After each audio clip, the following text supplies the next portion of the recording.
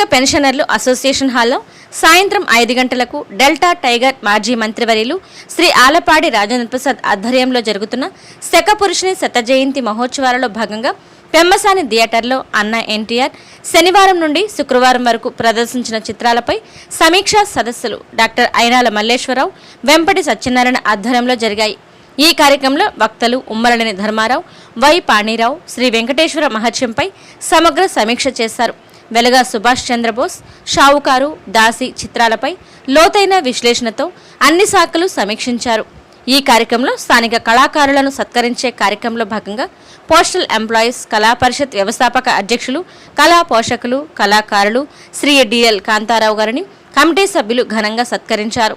వీరితో పాటు సమీక్షకులను కూడా సత్కరించడం జరిగింది. ఈ కార్యక్రమంలో కోపల్లి శ్రీను, చెరుకుమల్లి సింగారావు, దేవరపల్లి భవానీ, అలపర్తి వెంకటేశ్వరరావు, ఎన్టీఆర్ జగన్, దేవశెట్టి భాస్కర్రావు, నల్లూరు శ్రీనివాసరావు, భీమేశ్వర ప్రసాద్, నండూరి నారాయణరావు, పి సాంబయ్య, భానుప్రసాద్ తదితరులు మరియు పెద్ద సంఖ్యలో ప్రేక్షకులు పాల్గొన్నారు.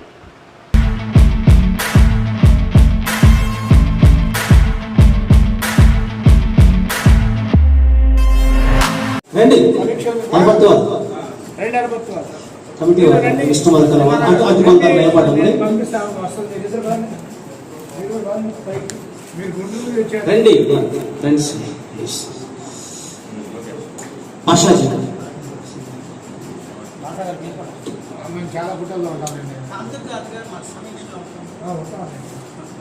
సమీక్షలో ఉండాలి కదా, నిర్వాహకులు తరఫున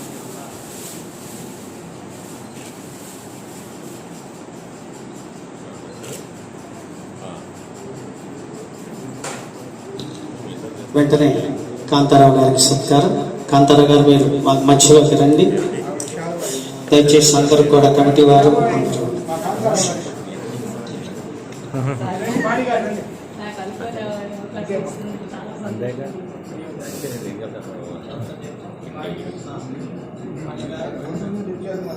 పాణి గారు,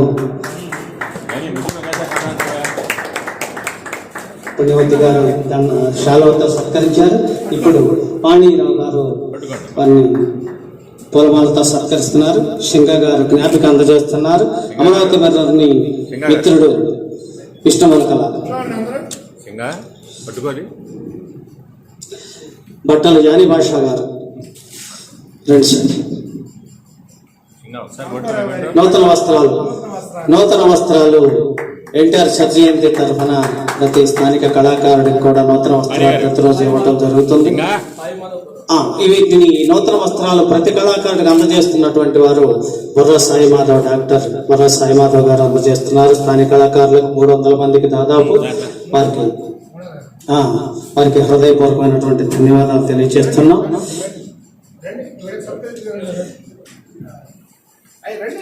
ముగ్గురు నుంచో అట్లాగే ఒకసారి ముగ్గురు అదే 1 by చెప్పండి. ఇంకా కాంతారావు గారు అట్లా ఉంచుకోమని. అట్లాగే పాణిరావు గారిని సత్కరించవలసిందిగా పాణిరావు గారిని చక్కటి విశ్లేషణ వారు శ్రీ వెంకటేశ్వర మహత్యం గుంటూరు నుండి రావడమే కాకుండా 2 మిత్రులను తీసుకురావడమే కాకుండా చక్కగా నోట్స్ ప్రిపేర్ చేసుకొని మరీ చేశారు. వారికి హృదయపూర్వకమైనటువంటి ధన్యవాదాలు. మా శత జయంతి ఉత్సవ కమిటీ తరఫున వారికి చిరు సత్కారం.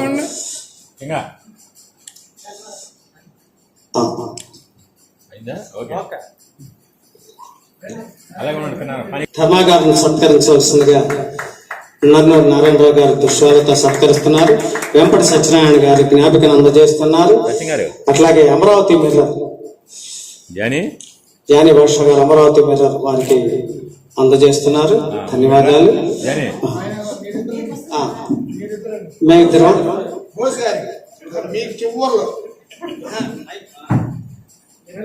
రెండు సినిమాలు సమీక్ష చేసిన సన్మానం మాత్రం ఒక్కటే, 2 చేసినా కూడా శ్రీనివాస్ గారు, అలపత్తి వారు బోస్ గారు ఇద్దరు బావా బావమత్తలు బావా అని ఆప్యాయంగా పిలుచుకుంటారు. జానీ భాష గారి మ్యాచింగ్ బాగుంది, మ్యాచింగ్ చక్కగా ఉంది. ఇప్పుడు 4 దయచేసి ఒక్క చోటకి రండి. ఈ సత్కార గ్రహీత కాంత సరే కానీ నువ్వు కానీ ఇంకా ఒకసారి చూడు.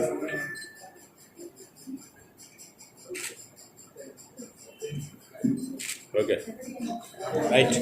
ఈ రోజు ఈ కార్యక్రమం ఇంతటితో ముగిసిందని తెలియజేస్తూ తర్వాత కార్యక్రమాన్ని భాషా గారు చెప్తారు.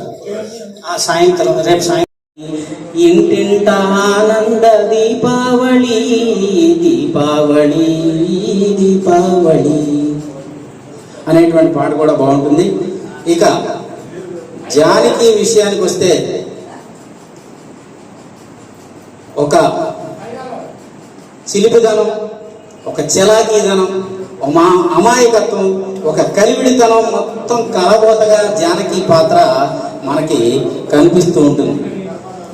సినిమాలో మొట్టమొదటి సినిమా ఆవిడికి ఈ సినిమా అయినా సరే ఆవిడ మొట్టమొదటి సినిమా చేస్తున్నటువంటి ఫీలింగ్ మనకి ఎక్కడిగా కూడా కనపడదు. చాలా సినిమాలు చేసి అనుభవం గడించిన దానిలాగా చాలా చక్కగా నటించడం వల్ల ఆ సినిమా పేరే తన ఇంటి పేరుగా మరి ఆ విధంగా షావుకారు జానకిగా పేరు పొందడం జరిగింది. ఇక చెంగయ్య పాత్రలో గోవిందరాజులు గారు అద్భుతంగా నటించడం, అలాగే పోలయ్యగా పద్మనాభం అంటే పనివాడుగా, వరాలు శెట్టిగారి కుమార్తె శెట్టిగారి కొడుకుగా రేలంగి, అలాగే కనకం రామిగా, అలాగే సున్నం రంగడిగా శ్రీరంగారావు గారు, శాంతమ్మగా శాంతకుమారి గారు, పంతులుగా వంగర గారు మొదలైనటువంటి వారందరూ కూడా తమ తమ పాత్రలందరికీ న్యాయం చేశారు. కాబట్టి ఆ విధంగా చిత్రం అనేది ఘన విజయం సాధించింది. ఎక్కువగా ఇక సెట్టింగ్ విషయానికి వస్తే మొత్తం చిత్రీకరణ అంతా కూడా ఎక్కువగా పల్లెటూరి వాతావరణంలో సహజ సుందరంగా తీర్చిదిద్దడం. చిత్ర సందేశం ఏమిటంటే ఇరుగు పొరుగు వాళ్ళందరూ కూడా ఎప్పుడు కూడా ఆప్యాయతానురాగాలతో వర్ధిల్లాలని, ద్వేషాలు రోషాలు పెంచుకోకూడదని ఈ చిత్రం ద్వారా సందేశం అనేది ఇవ్వడం జరిగింది. ఇక రెండో సినిమా దాసి, ఇది 1952 సంవత్సరం నవంబర్ 26వ తేదీన ఈ చిత్రం విడుదలైంది. ఎల్వి ప్రసాద్ గారి పర్యవేక్షణలో సివి రంగనాథ్ దాస్ గారు దీనికి దర్శకుడిగా పరిచయం అయ్యారు. మరి 1952వ సంవత్సరంలో విడుదలైనటువంటి ఈ చిత్రం రాజ్యం పిక్చర్స్ బ్యానర్ మీద మన తెనాలి ఆడపడిచినటువంటి నటి లక్ష్మీ రాజ్యం గారు ఈ సినిమాకి ప్రొడ్యూసర్గా అంటే నిర్మాతగా వ్యవహరించి నిర్మించడం అనేది జరిగింది. ఈ కథా సంభాషణలు వెంపటి సదాశివ బ్రహ్మం గారు, పాటలు వచ్చేసి ఆచార్య ఆత్రేయ గారు, నేపథ్య గాయనం వచ్చేసి పి లీలా జిక్కి గారు, పిఠాపురం నాగేశ్వరరావు గారు గాత్రదానం చేశారు.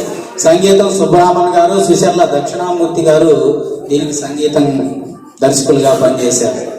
సినిమా కథ టూకీగా వస్తే రామయ్య పాత్రధారి అంటే ఎన్టీఆర్ గారు ఒక మామూలు జట్కా నడుపుకునేటువంటి పాత్రలో మనకు కనిపిస్తూ ఉంటారు. జట్కా తోలుతూ ఉంటాడు. అతని యొక్క భార్య లక్ష్మి పాత్ర లక్ష్మీ రాజ్యం గారు పోషించారు. లక్ష్మి అనే ఆవిడ బద్రీనాథ్ గారింట్లో పాచి పని చేస్తూ ఉంటుంది. వీళ్ళిద్దరికి సుబ్బడు అనేటువంటి కొడుకు ఉంటాడు. పెద్ద అయిన తర్వాత అతనే ఆ పాత్రని చలం గారు ధరించారు. చలం గారికి మొట్టమొదటి సినిమా ఈ సినిమా దాసి సినిమా.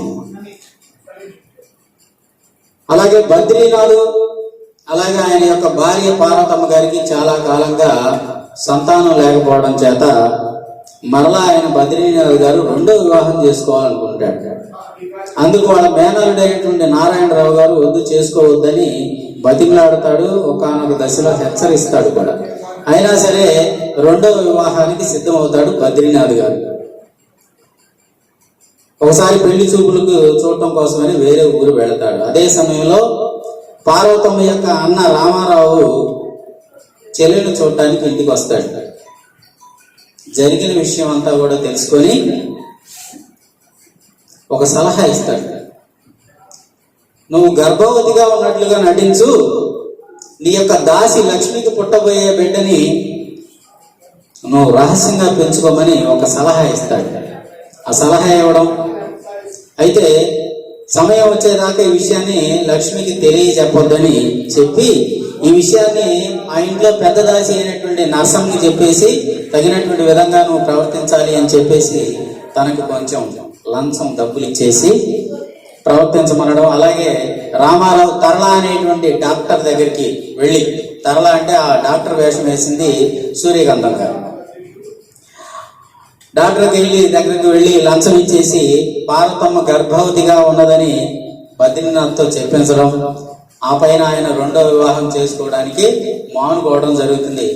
మరి ఎప్పుడైతే లక్ష్మికి పుట్టబోయేటువంటి బిడ్డను తను పెట్టుకోవాలనుకుందో అప్పటి నుంచి కూడా పార్వతమ్మ గారు లక్ష్మి మీద కొంచెం ప్రేమ అభిమానాలు ఎక్కువ చూపిస్తూ ఉంటుంది. అంటే పాలు పండ్లు పలహారాలు ఆవిడ ఇంటికి ఏం చేస్తూ ఉంటుంది, పంపిస్తూ ఉంటుంది.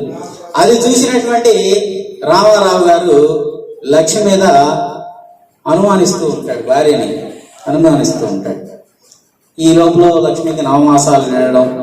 ఒకరోజు నరసమ్మ రామారావు గారు అంటే ఎస్వి రంగారావు గారు ఇద్దరు కూడా లక్ష్మి ఇంటికి వస్తారు. మేము ఒక రహస్యం చెబుతామమ్మా, ఆ రహస్యం మీ వారికి కూడా తెలియకుండా కాపాడాలి అని అతనితో ఆవిడతో ఏం చేస్తారు, ఒట్టేయించుకుంటారు. ఆ విధంగా చేతిలో చేయి పెట్టి ఒట్టేసుకునేటువంటి సమయంలో మన రామారావు గారు ఎంటర్ అవుతారు. చూస్తాడు, లక్ష్మి చేతిలో చేయి పెట్టేసి ఆ రామారావు పాత్రధారి శ్రీరంగారావు చేతులు వేసుకొని చేతులు పట్టుకొని ఉండడం చూసి వాళ్ళు వెళ్ళిపోయిన తర్వాత నిలదీస్తాడు తన యొక్క భార్యని. వాళ్ళు ఎందుకు వచ్చారో చెప్పు, ఎందుకు నీ చేతులు పట్టుకున్నాడు ఆయన అని నిలదీసేసరికి తన బిడ్డ మీద ఒట్టేయించుకోవడం వల్ల ఆవిడ తన నిజాన్ని ఏం చేయలేకపోతుంది, చెప్పలేకపోతుంది. సో ఎప్పుడైతే వాళ్ళు వెళ్ళిన తర్వాత చెప్పనందో నిజం చెప్పకపోవడంతో రామయ్య ఏం చేస్తాడంటే లక్ష్మిని ఇంటి నుంచి వెడలు కొట్టడం జరుగుతుంది. లక్ష్మి మళ్ళీ పరుగున వచ్చేసి పార్వతి దగ్గరికి వచ్చేసి నా యొక్క కాపురాన్ని నిలబెట్టమని బ్రతిలాడటం. అప్పుడు పార్వతి ఏమంటుందంటే, ఇప్పుడు వద్దు, ఇప్పుడు చేతి నీ ఆయన ప్రపంచం అంతా టామ్ వేస్తాడు, కాబట్టి సమయం వచ్చినప్పుడు నేను చెబుతాలే, అప్పుడు దాకా మా ఇంట్లోనే ఉండు అంటూ తన బంగ్లాలోనే ఉండమని చెప్పడం.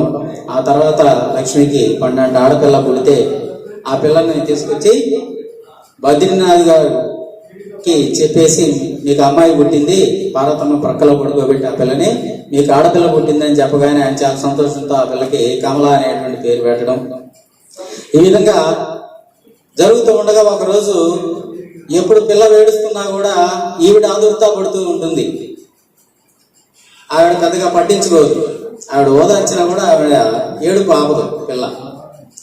సరే వేడు కొంప ముంచేటట్లుంది అని ఒకరోజు రాత్రి లక్ష్మికి తెలియకుండా ఇద్దరు కూడా బద్రీనాథ్ పార్వతమ్ములు ఇద్దరు కూడా కలిసి ఏం చేస్తారు, మద్రాసుకు వెళ్ళిపోతారు. పొద్దున్నే వచ్చి బిడ్డ కోసం చూస్తే వాళ్ళు లేరు, ఊరికి వెళ్ళిపోయారని చెప్తే ఆ పెద్ద దాసి కూడా ఏం చేస్తుందంటే ఆవిడ కూడా మోసం చేసి లక్ష్మిని ఏం చేస్తుంది, ఇంటి నుంచి ఆవిడ కూడా వెడలు కొడుతుంది. సో ఆ తర్వాత మరలా మొదటికి వచ్చింది కథ. లక్ష్మి మరలా తన యొక్క భర్త దగ్గరికి రావడం జరుగుతుంది. అదే సమయంలో భర్త అంటే రామయ్య ఏం చేస్తున్నాడు, రెండో పెళ్లి చేసుకోవడం చూస్తూ ఉన్నాడు. రెండో పెళ్లి చేసుకుంటూ ఉండగా దుర్గి అనేటువంటి అమ్మాయిని పెళ్లి చేసుకోవడం ఉండగా చూస్తూ ఉంటుంది. వెంటనే పరిగెత్తికి వెళ్ళి భర్త కాళ్ళ మీద పడి నన్ను రక్షించమని బతిలాడుతుంది. రామయ్య లక్ష్మిని ఏమాత్రం కూడా పట్టించుకోకుండా ఇంటి నుంచి మళ్ళా వెళ్ళబడతాడు. ఇంకా తనకు చావే దిక్కు అని లక్ష్మి అక్కడి నుంచి వెళ్ళిపోవడం జరుగుతుంది. మరి ఎప్పుడైతే దుర్గి రెండో భార్యగా ఇంట్లో ప్రవేశించిందో ఆ సవతి కొడుకుని సుబ్బణ్ణి చూస్తే దుర్గ గిట్టదు. అందుకని వీడిని చంపాలని అనుకొని ఒక రోజున ఏటిలో తోసేస్తుంది. అదే సమయంలో ఏటికి అవతల వైపు ఆవిడ కూడా ఆత్మహత్య చేసుకోవాలని లక్ష్మి కూడా ఏటిలోకి దూకడం, కొట్టుకుపోతున్నటువంటి ప్రవాహంలో కొట్టుకుపోతున్నటువంటి సుబ్బణ్ణి చూడడం చూసి ఆ సుబ్బణ్ణి కాపాడుతుంది. ఇద్దరు బయటకు వస్తారు ఒడ్డుకి. ఆ విధంగా ప్రాణాపాయ స్థితిలో ఉన్నటువంటి సుబ్బణ్ణి డాక్టర్ అయినటువంటి డాక్టర్ దయాకర్ పాత్రధారి దామోదరం అనే ఆయన వేశాడు. సుబ్బణ్ణి బ్రతికించడం, ఆ తదుపరి దయాకర్ ఇంట్లో లక్ష్మి దాసిగా పనిచేయడం, ఆ విధంగా దయాకర్ పిల్లలతో కలిసి సుబ్బుడు కూడా చదువుకోవడం జరుగుతూ ఉంటుంది. ఇట్లాగా గడిచిపోతున్నటువంటి సమయంలో దుర్గ అంటే రామయ్య రెండవ భార్య దుర్గ, ఆవిడికి సినిమాలు నాటకాలు బాగా పిచ్చి. భర్తకు తెలియకుండా సినిమాలకు వెళ్ళడం, నాటకాలకు వెళ్ళడం బాగా ఇష్టం. అట్లాగా ఒక నటుడితో సహచర్యం చేసేసి ఇంట్లో నుంచి లేచి వెళ్ళిపోతుంది. ఆ తర్వాత బద్రీనాథ్ గారు అనారోగ్యంతో కళ్ళు మూయడం, బద్రీనాథ్ బంధువులందరూ కూడా ఆస్తి కోసం ఏం చేస్తారంటే కోర్టులో దావా వేస్తారు. ఏమని? ఈవిడ కమల అనే ఆవిడ పార్వతమ్మకు పుట్టిన బిడ్డ కాదు, వాళ్ళ ఇంట్లో పనిచేసేటువంటి లక్ష్మి దాసి యొక్క కుమార్తె అని కోర్టులో దావా వేస్తారు. ఆ విషయం పేపర్లో అంతా కూడా ప్రకటితం అవుతుంది. ఒకానొక రోజున ఆ డాక్టర్ దయాకర్ గారు పేపర్ చదువుతూ ఆ విషయాన్ని లక్ష్మికి చెప్పడం, లక్ష్మి వెంటనే మద్రాసుకు వెళ్ళి కోర్టులో వెళ్ళి సాక్ష్యం చెబుతుంది. ఆ కమల నా కూతురు కాదు, పార్వతమ్మ కూతురు అని చెప్పేసి తరళ గారు ఇచ్చినటువంటి కాగితాలను చూపిస్తే ఆ విధంగా సాక్ష్యం చేస్తే కేసుని కొట్టివేస్తారు. ఆ విధంగా పార్వతమ్మ గారు తన యొక్క ఆస్తిని మాన ప్రాణాలను కాపాడినందుకు సంతోషపడి ఆవిడని తనతో పాటు మద్రాసుకు వచ్చేయమని చెప్పడం, ఆవిడ ఒప్పుకోవడం, ఆవిడ మద్రాసు వెళ్ళిపోవడం, సుబ్బడిని రమ్మంటే నేను రాను అని చెప్పేసరికి డాక్టర్ దయాకర్ పిల్లలతో కలిసి వాళ్ళు చదువుకోవడం జరుగుతుంటే ఇట్లాగ 10 ఏళ్ళు గడిచిన తర్వాత దిక్కుతోసినటువంటి పరిస్థితిలో రామయ్య పాత్రధారి అయినటువంటి ఎన్టీఆర్ గారు భిక్షాటన చేస్తే ఒక సన్యాసి వేషంలో ఊరూరా తిరుగుతూ యాదృచ్ఛికంగా అనుకోకుండా ఒకానొక సమయంలో ఒక ఇంటిలో తన భార్య అయినటువంటి రెండో భార్య అయినటువంటి దుర్గిని చూడటం జరిగింది. దుర్గిని చూసి చాలా అసహ్యించుకుంటాడు. ఈ విధంగా చేసినందుకు అసహించుకొని ఈ రాత్రికి ఈవిడ్నే చంపేయాలని అనుకొని రాత్రికి వద్దామని చూసుకొని వెళ్ళిపోతాడు. ఆ రాత్రి చంపేయాలని వచ్చేటువంటి రామయ్య పాత్రధారికి ఇంట్లోకి ప్రవేశించగానే అంతకు ముందే దుర్గి ప్రియుడు ఆవిడ్ని చంపేసి ఉండడం జరుగుతుంది. ఈ లోపల ఆ కేసు మొత్తం కూడా ఎన్టీ రామారావు పాత్ర మీద అయినటువంటి రామయ్య మీద పడిపోవడం, కేసు ఆయన మీదకి రావడం జరుగుతుంది. అదే సమయంలో ప్లేడర్ చదువును పూర్తి చేసుకున్నటువంటి సుబ్బడు రామయ్య కేసును టేకప్ చేయడం, తన చాకచక్యంతో కేసు గెలిచి రామయ్యను విడిపించడం, ఆ తర్వాత లక్ష్మి తన కన్న తల్లి అని కమల తెలుసుకోవడం, అలాగే కమల కూడా తన చెల్లి అని సుబ్బడు తెలుసుకోవడంతో, అలాగే రామారావు కొడుకు అంటే ఎస్వి రంగారావు గారి కొడుకు ప్రేమనాథ్ కమలను వివాహం చేసుకోవడంతో ఆ విధంగా కథ అనేది సుఖాంతం అవుతుంది. ఈ విధంగా అనేక రకాలైనటువంటి విచిత్రమైనటువంటి మలుపులతో కొనసాగుతూ ఉంది ఆ సినిమా. ఇక ఎన్టీఆర్ పాత్ర విషయానికి వస్తే ఈ సినిమాలో అప్పటికే ఆయన పాతాళ భైరవి సినిమా తీసి ఒక మంచి హీరోగా స్టార్డమ్ తెచ్చుకుని ఉన్నాడు. అదే సమయానికి ఈ సినిమా విడుదలయ్యేటువంటి సమయానికి మరి అంతగా ప్రాముఖ్యం లేనటువంటి ఒక మామూలు జట్కా బండి నడుపుకునేటువంటి పాత్రలో నటించడం అనేది మనందరికీ కించిత్ ఆశ్చర్యం కలిగించవచ్చు. ఆశ్చర్యం కాదు, అది ఒక సాహసం అని చెప్పాలి. కొంత సినిమా పూర్తి అయిన తర్వాత ఆ సినిమాలో ఉన్నటువంటి పాత్రలన్నీ కూడా ఒక మిడి వయసుకు వస్తాయి, నడి వయసుకు వస్తాయి పాత్రలన్నీ కూడా. అటువంటి నడి వయసుకు వచ్చినటువంటి పాత్రలో కూడా ఎన్టీఆర్ గారు సాధు వేషం వేసినప్పుడు కూడా చాలా అందంగా కనపడతాడు. దీని గొప్పదగా ఏందో మరి అది సరే. ముఖ్యంగా దాసి పాత్రలో లక్ష్మీరాజ్యం గారు చక్కగా జీవించారని చెప్పొచ్చు. అలాగే రామారావు గారి పాత్రలో ఎస్వి రంగారావు గారు, బద్రీనాథ్ పాత్రలో శివరావు గారు, మేనల్లుడు నారాయణరావు పాత్రలో కూడా రేలంగి గారు, దుర్గిగా కనగం, డాక్టర్ తరళ పాత్రలో సూర్యకాంతం, వీళ్ళిద్దరి మధ్య డాక్టర్ అలాగే మేనల్లుడు నారాయణరావు పాత్రకి వీళ్ళిద్దరికి మధ్య సన్నివేశాలు కూడా కొంచెం నవ్వు తెప్పించేటువంటి విధంగా ఉంటాయి. ఇట్లాగే మొత్తం అందరూ కూడా సహజంగా నటించడం వల్ల ఈ చిత్రానికి జీవం పోశారు. ఆ విధంగా చిత్రం అనేది ఘన విజయం అనేది సాధించింది. దీంట్లో అయితే మన దురదృష్టం ఏంటంటే దాసి సినిమా మొత్తం పూర్తిగా ఎక్కడా లేదు. ఒక్క 86 నిమిషాల కథ మాత్రమే మనకు తెలుసు అంతే. మిగతా కథ అంటే అది తర్వాత ఏం జరిగిందో, సుఖాంతం అయితే ఏం జరిగిందో ఊహించి రాసింది. చివరి 2 లైన్లు కూడా. పాటలు కూడా 1-2 పాటలు అనేవి ఆ గంట సినిమాలో వచ్చినటువంటి పాటలు, పాప పుట్టినటువంటి పుట్టినరోజు పండగ, అలాగే జట్కా బండి తోలుకుంటూ ఆ రామారావు గారు పాడే పాట, అలాగే అత్త పాత్ర కోడల పాత్రను చూపిస్తూ కాశీకి పోరాదే పైసలు ఇస్తామని కోడలంటే ఉంటే ఆ విధంగా అత్తగారు తల్లే బెల్లమైంది, బెల్లమైంది, తల్లి చేదైందని ఆవిడ పాడటం.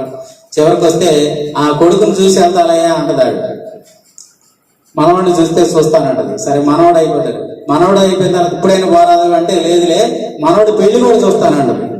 పెళ్లి కూడా అయిపోయిన తర్వాత అప్పుడు ఇప్పుడన్నా పోరాదు కానీ ఇంకా ఆగదే నువ్వు కూడా రా నాతో పాటు ఇద్దరం కలిసి అత్తా కూడా ఇద్దరు వెళ్ళిపోదాం అంటారు అనేటువంటి సందేశం వచ్చేటువంటి ఆ పాట కూడా బాగా కాశీకి పోరాదే పైసలు ఇస్తామనేటువంటి పాట కూడా మరి బాగా ప్రాచుర్యం పొందింది.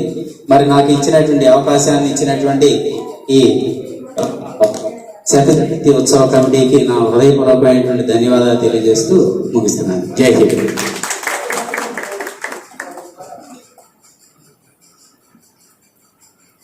సినిమా ప్రదర్శన కంటే సినిమా సమీక్ష చాలా సముచితంగా ఈరోజు వాణిగిరావు గారు కానివ్వండి, బోస్ గారు కానివ్వండి, ఇద్దరు వృత్తిరీత్యా ఉపాధ్యాయులు కావటాలుగా మన ముందు చక్కగా ఆవిష్కరించారు. చాలా బాగుంది.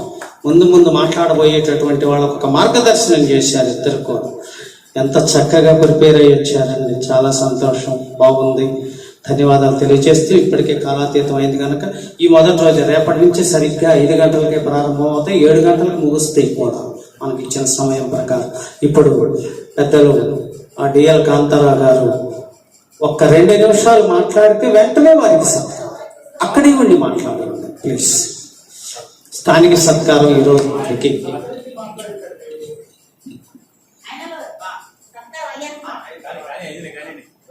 నమస్కారం.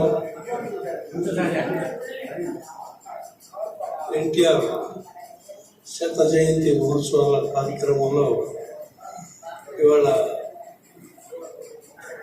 ఇద్దరు ఉపాధ్యాయ వర్గం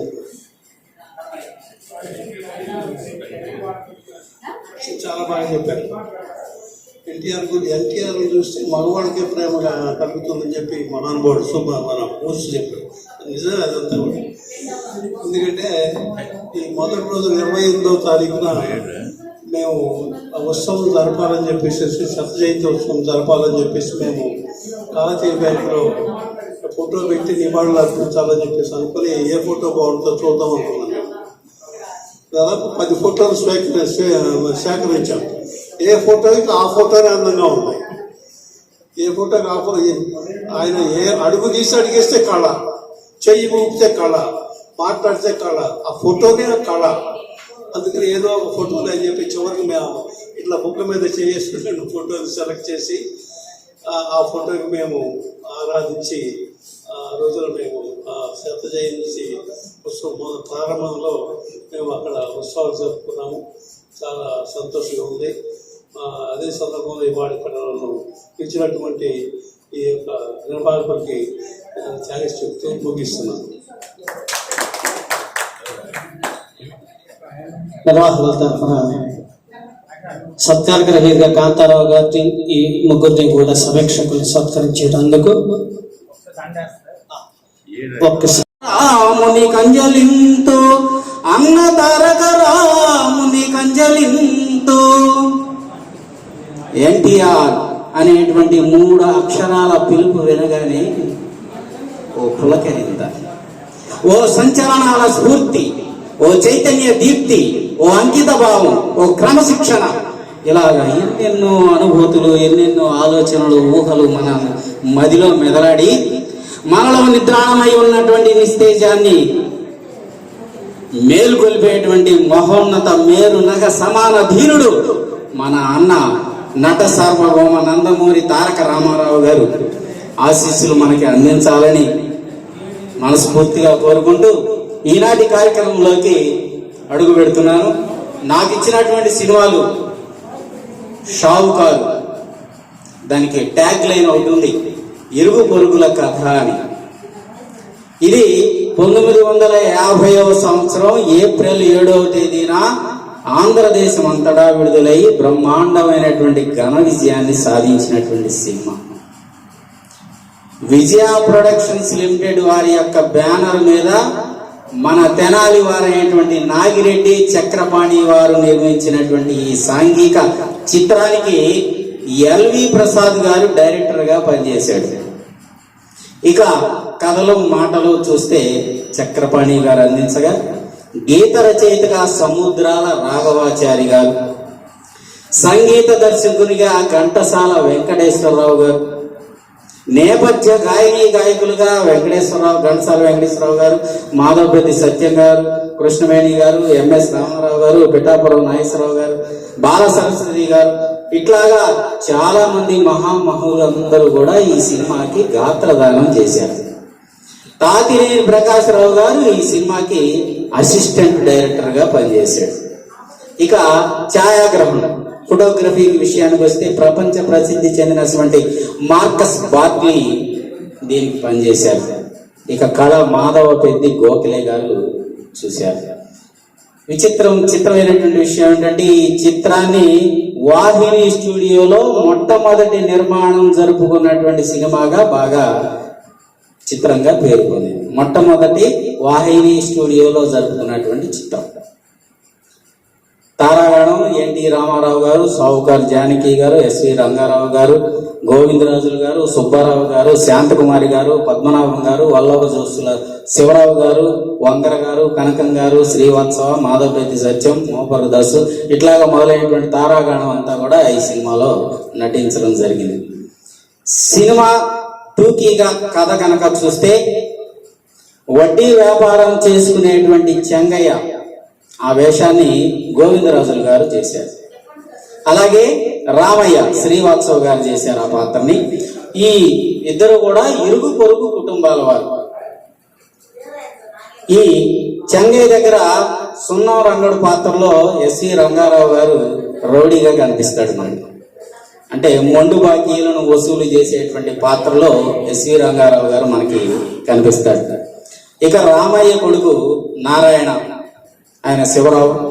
అలాగే కూతురు సుబ్బులు వేషంలో జానకి గారు కనపడతారు. ఇట్లాగా వడ్డీ వ్యాపారం చేసుకునేటువంటి షావుకారు చెంగయ్య, రామయ్య కుటుంబాల వాళ్ళు ఇరుగు పొరుగు వాళ్ళు. వాళ్ళిద్దరి మధ్య, ఆ రెండు కుటుంబాల మధ్య అన్యోన్యమైనటువంటి ఆప్యాయతానురాగాలు వెలువరిస్తూ ఉంటాయి. అయితే తండ్రి కట్టించినటువంటి ధర్మసత్రం విషయంలో, అద్దెకిచ్చేటువంటి విషయంలో చెంగయ్యకు వ్యతిరేకంగా సాక్ష్యం రామయ్య చెప్పాల్సినటువంటి పరిస్థితి వచ్చినటువంటి సందర్భంలో ఈ రెండు కుటుంబాల మధ్య వైరం అనేది ఏర్పడుతుంది. దాంతో రెండు కుటుంబాల మధ్య ఉన్నటువంటి తలుపులు మూసేస్తాడు చెంగయ్య. తండ్రి చేసినటువంటి పని ఇష్టం లేక సత్యం వేషం మన ఎన్టీఆర్ గారు వేశారు. ఊరు విడిచి పట్నం వెళ్ళిపోతాడు. ఆ తర్వాత చెంగయ్య రామయ్య తన దగ్గర తీసుకున్నటువంటి రుణం చెల్లించమంటాం, ఆ విధంగా ఒత్తిడి చేయడం. నారాయణ తన భార్య యొక్క నగలమ్మేసి ఆ బాకీని తీర్చడానికి వెళితే అక్కడ చెంగయ్య ఇంతకు ముందు తీసుకున్నటువంటి రుణం బాకీ మీద చెల్లి వేయకుండా మొత్తం పూర్తిగా చెల్లించమనేసరికి అసలే కోపోద్రిక్తుడైనటువంటి నారాయణ మాట తోలడం, ఉద్రేకంగా మాట్లాడి ఇంటికి రావడం, ఇదంతా జరిగి బాకీ చెల్లి వేసినటువంటి విషయాన్ని దాచిపెట్టేసి పూర్తిగా బాకీ చెల్లించమని చెంగయ్య చెప్పడం అనేది జరుగుతుంది. ఆ తర్వాత చెంగయ్య సున్నం రంగడి యొక్క సహాయంతో, అంటే ఎస్వి రంగారావు గారి సహాయంతో నారాయణ మీద తప్పుడు కేసు పెట్టి నారాయణని జైలుకు పంపించడం. ఆ తర్వాత సుబ్బులు వచ్చి తన అన్నని కాపాడమని అడిగితే ఆ పరిస్థితి తన చేయి దాటిపోయిందని చెంగయ్య బదులివ్వడం జరుగుతుంది. ఆ తర్వాత కొడుకును చూడటానికి ఓ రోజు పట్నం వెళ్తాడు చెంగయ్య. అయితే తనకు కొడుకు కూడా సత్యం కూడా జైల్లో ఉన్నాడనేటువంటి విషయం చెంగయ్యకి తెలుస్తుంది. మరి అతన్ని బయటికి తీసుకురావడానికి కోర్టులో అప్పీల్ చేసుకోవడానికి దరఖాస్తు మీద సంతకం పెట్టవయ్యా అంటే ఎన్టీ రామారావు గారు పెట్టనంటాడు. సత్యం పాత్రధారి పెట్టనంటాడు. నిజంగా చెప్పాలి అంటే సత్యం కూడా చేయని నేరానికే స్నేహితుడి యొక్క కుట్ర వల్ల అతను కూడా జైలు పాలవడం జరుగుతుంది. ఆ తర్వాత అసలు విషయం తెలుసుకుంటాడు చెంగయ్య. తన ప్రమేయం వల్ల కొన్ని పరిస్థితుల వల్ల, అలాగే తన ప్రమేయం లేకుండా కొన్ని పరిస్థితుల వల్ల ఈ విధంగా ఈ పరిస్థితి వచ్చింది అని పశ్చాత్తాపడతాడు. అలాగే ఈ లోపల రంగయ్య కూడా, సున్నం రంగడు కూడా తన పేరు చెప్పేసి ఊరంతా కూడా అప్పులు చేయడం, అది తెలిసి నువ్వు ఇక్కడ నుంచి బాకీలు వసూలు చేయొద్దంట చెబుతాడు. డబ్బులు ఇవ్వమని అడుగుతాడు సున్నం రంగడు ఎస్వి రంగారావు గారు. నీ దిక్కున్న చోట చెప్పుకోబో, నేను పైసా కూడా ఇవ్వనంటాడు.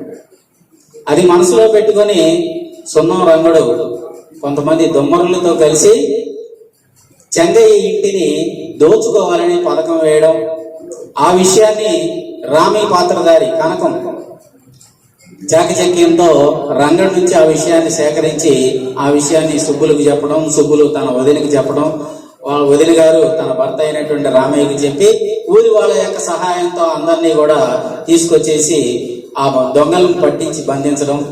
ఆ విధంగా చెంగయ్య సొమ్ముని అలాగే చెంగయ్య ప్రాణాలని కాపాడటం అనేది జరుగుతుంది. ఆ విధంగా రామయ్య కుటుంబానికి ఎంత అన్యాయం చేసినా కూడా వారు తనను రక్షించినందుకు చెంగయ్య పశ్చాత్తాపడతాడు. ఈలోగా సత్యనారాయణులు జైలు నుంచి రావడం, సత్యంతో సుబ్బులు పెళ్లి జరగడంతో ఈ విధంగా కథ అనేది టూకీగా సుఖాంతం అవుతుంది. ఇక చిత్రంలో ఎన్టీఆర్ గారి పాత్రని కనుక చూస్తే, ఒకసారి పరిశీలిస్తే ఒక చదువుకునేటువంటి నవ యువకుని లాగా ఎన్టీఆర్ కనిపిస్తారు. అనేక హావభావాలు కానివ్వండి, నటన కానివ్వండి చాలా సహజంగా ఉంటుంది. ఒరిజినల్ క్రాఫింగ్ తో చాలా అందంగా ఉంటాడు, విద్య పెట్టలేదు ఆయన. ఇక పాయింట్ చెప్పాలంటే మగవాళ్ళు సైతం కూడా మోహించేటువంటి మోహనాకారుల రూపంలో కనిపిస్తాడు ఎన్టీఆర్, చాలా చక్కగా అందంగా విద్యంగా. ఇక ఎన్టీఆర్ జానకీల మధ్య ఆ కెమిస్ట్రీ, ఆ జోడి అనేది చాలా అద్భుతంగా కుదిరింది. వాళ్ళిద్దరి మధ్య ఉండేటువంటి ప్రేమ గీతాలు కూడా చాలా చక్కగా మనల్ని అలరిస్తాయి. ముఖ్యంగా ఘంటసాల వెంకటేశ్వరరావు గారు అందించినటువంటి సంగీతం కూడా వీరులు విధంగా ఉంటుంది. ఆ ఇద్దరి మధ్య ఉన్నటువంటి పాటల్లో ఒక పాట, పలుకరాదటే చిలుక పలుకరాదటే చిలుక పలుకరాదటే, సముఖములో రాయబారమెందులకే పలుకరాదటే చిలుక పలుకరాదటే, ఎరుగని వారమటే మొగమెరుగని వారమటే, ఎరుగని వారమటే మొగమెరుగని వారమటే, పలికిన నేరమటే పలుకాడగ నేరమటే, ఇరుగు పొరుగు వారలకి అరమరికలు తగునటనే పలుకరాదటే చిలుక పలుకరాదటే. ఈ చిత్రంలో ఈ పాట చాలా అద్భుతంగా వీరులు విందు శ్రోతల్ని అలరిస్తూ ఉంటుంది, బాగా ఫేమస్ అయినటువంటి పాట. అలాగే ఇంకొక సందర్భంలో షావుకార్ జానకి గారు తన శిబిలో ఉన్నటువంటి పువ్వును ఎన్టీఆర్ గారు ఇస్తుంది. నమస్కారం అండి. డాక్టర్ మల్లేశ్వరరావు గారు నా గురించి చెప్పారు. ఇంగ్లీష్ సీనియర్ లెక్చరర్గా రిటైర్ అయ్యారు. మధ్యకాలంలో కొంత సినిమాకు వర్క్ చేయటం, మా మిస్సెస్ కూడా ఎంప్లాయీ అవడం వల్ల నాకు కుదరక కొంత గ్యాప్ తీసుకోవడం జరిగింది. అది వ్యక్తిగతమైనటువంటి విషయం. నన్ను ఆహ్వానించినటువంటి కార్యవర్గ సభ్యులందరికీ, అలాగే నన్ను రికమెండ్ చేసినటువంటి బుర్రా సాయి మాధవ్ గారికి ధన్యవాదాలు తెలియజేసుకున్నాను. తెనాలి కళలకు కాణాచి, ఆంధ్ర ప్యారిస్గా ఎప్పటి నుంచో పేరు పొందినటువంటి విషయం. ఇక్కడ రామారావు గారి శత జయంతి ఉత్సవాలు జరగటం, అది కూడా మరి ఇంతవరకు ఎవ్వరికి ఏ నటుడికి లేనట్లుగా సంవత్సరం పాటు జరగటం అనేటటువంటిది చాలా గొప్ప విషయం. ఇది గిన్నిస్ బుక్ రికార్డుకి ఎక్కుతుందని విన్నాను. అదే జరిగితే కనుక మరి పార్టిసిపేట్ చేసిన వాళ్ళందరూ ధన్యులు. తెనాలి వాసులందరూ కూడా మరి చాలా గర్వంగా చెప్పుకోగలిగినటువంటి విషయం. ఇక చిత్ర సమీక్షకి వస్తే కొన్ని పారామీటర్స్ ఇచ్చారు. వాటి ప్రకారమే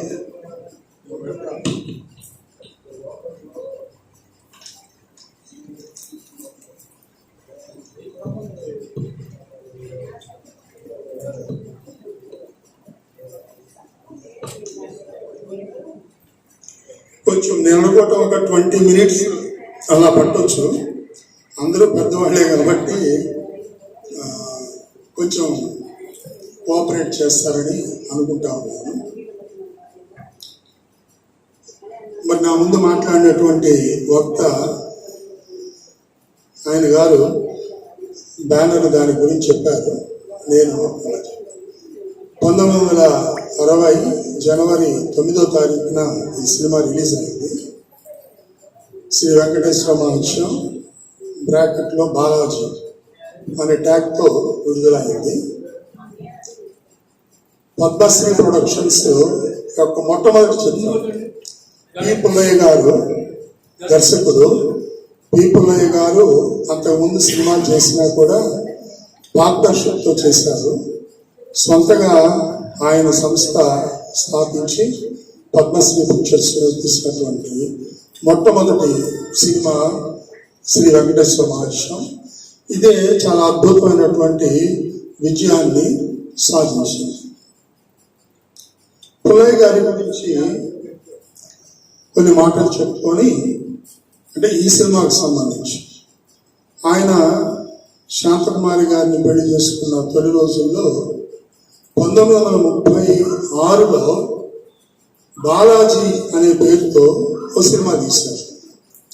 అందులో సిఎస్ఆర్ ఆంజనేయులు గారు ప్రధాన పాత్ర. దువ్వూరి రామరెడ్డి గారు ఆ సినిమాకి రచయిత. పుల్లయ్య గారు డైరెక్టర్, ప్రొడ్యూసర్, పార్ట్నర్షిప్ ఉన్నది. తర్వాత 24, 36, 60 అంటే 24 సంవత్సరాలు. 24 సంవత్సరాల తర్వాత రామారావు గారి మరి ఆయన తేజస్సు, ఆయన రూపం చూసి మళ్ళీ దాన్ని చేయాలని చెప్పేసి ఆయన తలపెట్టడం వల్ల మనకి ఇంత గొప్ప సినిమా రావటం జరిగింది. తర్వాత మన మల్లేశ్వర గారు నాకు వచ్చిన ప్రొఫార్మాలో అవి ఫాలో అవుతాను, కానీ కొంచెం ఆర్డర్ కొద్దిగా మార్చుకోని చెప్తాను నేను. రామారావు గారి పౌరాణిక పాత్రల గురించి ఒక 2 నిమిషాలు జనరల్గా మాట్లాడాలని నా ఆశ. రామారావు గారు లేకపోతే ఇన్ని పౌరాణిక సినిమాలు రావు, అది నిర్బంధం. ఎందుకంటే సమకాలీన భాషా చిత్రాలు మనం కనుక చూస్తే హిందీలో రాజ్ కపూరు, దేవానంద్, దిలీప్ కుమారు వాళ్ళు ఉన్నప్పుడు ఎవరు పౌరాణికాలు చేయలేదు వాళ్ళు. అలాగా తమిళంలో కూడా శివాజీ గణేషన్ కొన్ని మాత్రమే చేశారు. కన్నడలో రాజ్ కుమార్ కొన్ని చేశారు. బెంగాలీ, మలయాళీ సినిమాలు అవార్డులు వచ్చాయి, కానీ సోషల్ డామినేషన్ టోటల్గా 50s నుంచే వచ్చేసింది. పౌరాణికాలు మరుగున పడిపోయింది. కానీ కేవలం నందమూరి తారక రామారావు అనేటటువంటి గొప్ప నటుడు, వర్చస్సు, ప్రతి పాత్రకి సరిపోయేటటువంటి రూపం కలిగినటువంటి ఒక మహానుభావుడు తెలుగు జాతిలో ఉండటం వల్ల 50ల తర్వాత కూడా పౌరాణికాలు అసంఖ్యాకంగా తెలుగునాట వచ్చింది. రామారావు లేకపోతే, అంటే సినిమాకి పుస్తకానికి తేడా ఏంటంటే, పుస్తకం నీకు ఇష్టమైనట్లుగా దేని మీద ఎప్పుడైనా రాసుకోవచ్చు. సినిమా దగ్గరకు వస్తే దానికి తగ్గ హీరో ఉంటేనే సినిమా కథ, ప్రొడక్షన్ ముందుకెడుతుంది. సో రామారావు గారు ఉన్నారు కనుకనే నిర్మాత, దర్శకులు ఇన్ని పౌరాణిక చిత్రాలు, అంటే ప్రపంచం అంతా, మన దేశం అంతా వదిలేసిన తర్వాత కూడా దాదాపు 50లు, 60లు, 70ల ఎండింగ్ వరకు దానవేల సూరకర్ణ, శ్రీ వెంకటేశ్వర కళ్యాణం, శ్రీనివాస కళ్యాణం, రామ పట్టాభిషేకం, విరాట పర్వం, ఇలాంటి చిత్రాలన్నీ కూడా 77, 78, 79 వరకు వచ్చాయి. 80 తర్వాత రాజకీయాల్లోకి వెళ్ళిన తర్వాత కూడా బ్రహ్మం గారి చరిత్ర లాంటి చిత్రం రామారావు గారి వల్ల వచ్చింది. అంటే ఆ జానర్ని, దేశం మొత్తం వదిలేసినటువంటి జానర్ని ఆయన వల్ల తెలుగు జాతి మరొక 3 దశాబ్దాల పాటు ఎంజాయ్ చేయగలిగింది. ఒకటి. రెండవ విషయం ఏంటంటే, భారతదేశంలో తెలుగు ఆనాటి తెలుగు ప్రేక్షకులకు తెలిసినంత పౌరాణిక జ్ఞానం ఏ రాష్ట్రంలో తెలియదు. దానికి కారణం కూడా ఎన్టీ రామారావు గారు మన తెలుగు జాతిలో పుట్టడమే. మరొక విశిష్టత ఏమిటంటే ఆయన పౌరాణికంలో ఉన్న పాత్రలన్నీ, మేజర్ పాత్రలన్నీ చేయటం మీకు తెలుసు, మళ్ళీ అది చెప్పడం నా ఉద్దేశం కాదు. అయితే ఎపిక్ స్టోరీస్ లో ఎలా ఉంటాయంటే పాత్రలు చాలా భిన్నంగా ఉంటాయి. మన సాంఘికంలో దగ్గరగా ఉన్నట్లు కాకుండా చాలా భిన్నమైనటువంటి పాత్రలు. రాముడు ఒకలాగుంటే రావణాసుడు ఒకలాగుంటాడు, కృష్ణుడు ఒకలాగుంటే దుర్యోధనుడు ఒకలాగుంటాడు. అన్నిట్లో స్వభావంలోను, రంగులోను, రూపులోను, ఆలోచనలోను, బుద్ధి అన్నిటిలోనూ చాలా భిన్నంగా రాసినటువంటి స్టోరీసే ఎపిక్, ఇతిహాస స్థాయిని అందుకుంటాయి. ఆ ఇతిహాస స్థాయిని అందుకున్నటువంటి పాత్రలన్నిటినీ కూడా రామారావు గారు చేయటం అనేటటువంటిది చాలా చాలా గొప్ప విషయము. అది మరి మనం ఎన్నిసార్లు గుర్తు చేసుకున్న ఆశ్చర్యం వేస్తుంది.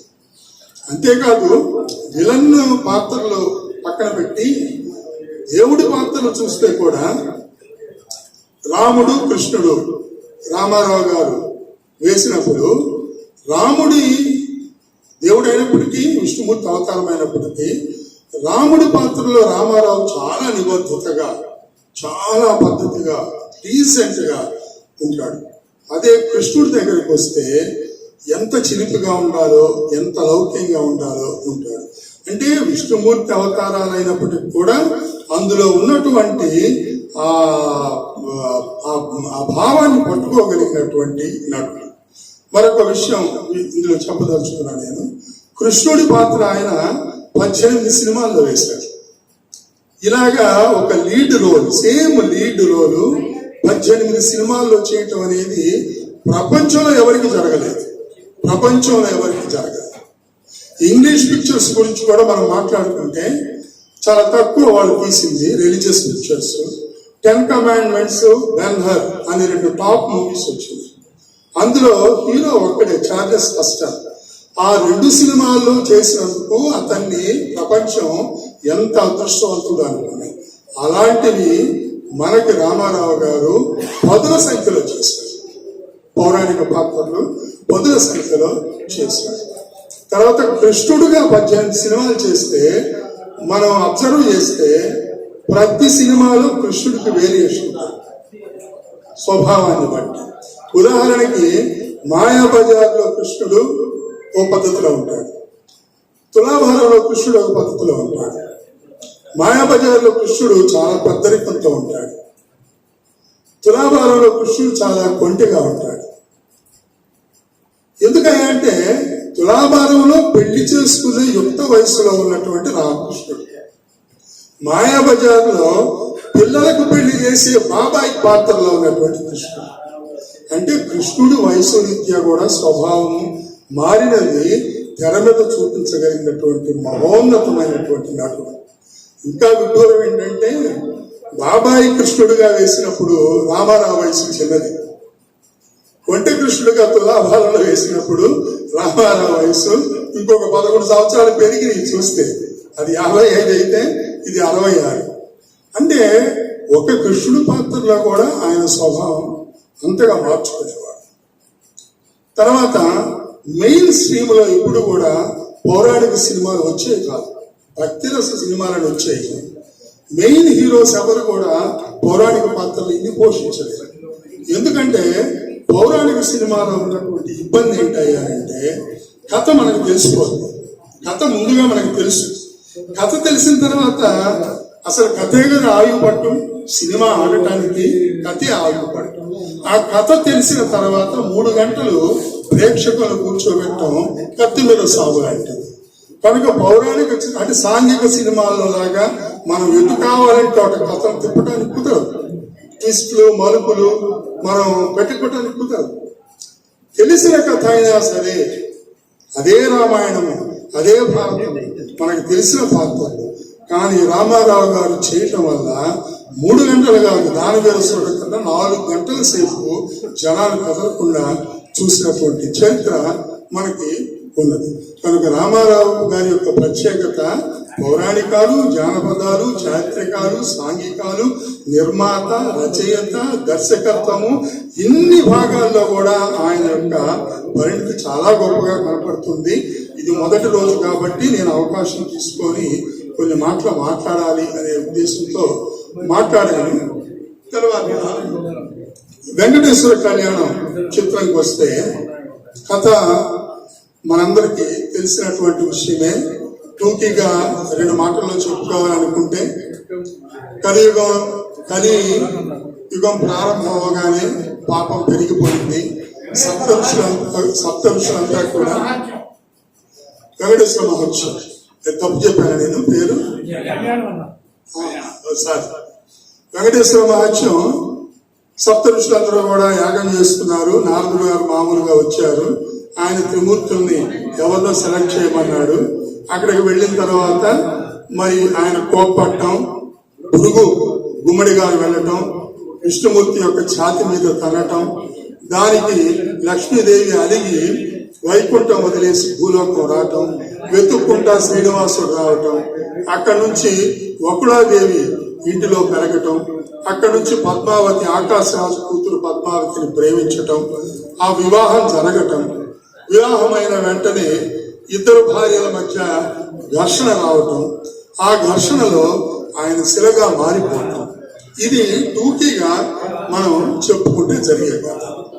అయితే రామారావు గారి పౌరాణిక సినిమాలు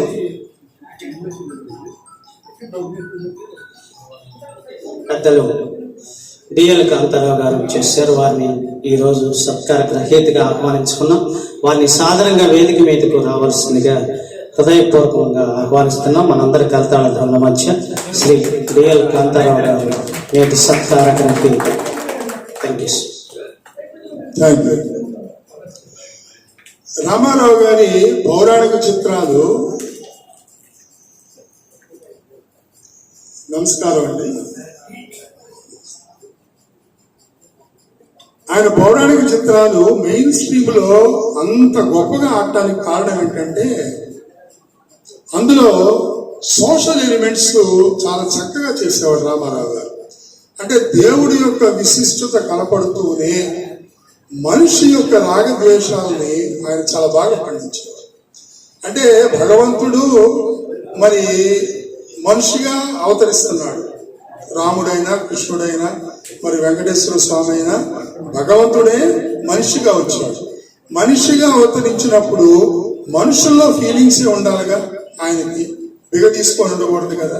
చాలా మంది పౌరాణిక పాత్రల్లో ఆ నగలు, కిరీటం పెట్టేసరికి చాలా బిరబిగుసుకుపోయినట్లుంటారు. ఆ మాట్లాడటం కూడా సరిగ్గా వాళ్ళకి కుదిరేది కాదు.